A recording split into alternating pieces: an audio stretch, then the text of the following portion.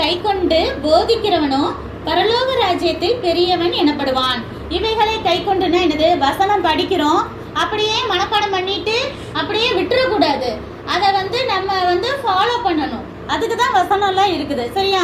படிச்சு முடிச்சு வெறுமனே நான் இந்த பைபிளை மட்டும் கரைச்சு குடிச்சிட்டேன், ஆனா நான் ஒண்ணுமே ஃபாலோவே பண்ண மாட்டேன்னா ஒரு யூஸுமே கிடையாது. மனப்பாடம் பண்றதை வச்சுலாம் நம்ம பரலோகம் போக மாட்டோம். மனப்பாடம் பண்ணணும், கண்டிப்பா மனப்பாடம் பண்ணணும். அது ரொம்ப நல்லது. அப்பதான் நம்ம இருதயத்துல அந்த வசனம் இருக்கும். ரெண்டாவது அதை ஃபாலோ பண்ணணும். சரியா? அதே போல ஊழியம் செய்யற நாங்களும் அதை ஃபாலோ பண்ணணும். இப்ப நானே அதை ஃபாலோ பண்ணாம நான் உங்களுக்கு எல்லாம் சொல்லி கொடுத்தேன்னா நீங்க அதை கேட்பீங்களா?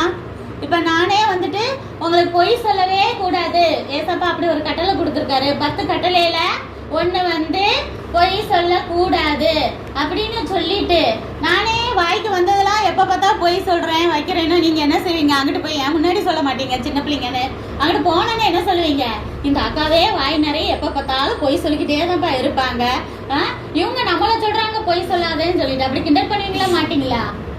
பண்ணுவீங்க தானே? என் முன்னாடி பண்ண மாட்டீங்க, பின்னாடி பண்ணுவீங்க தானே?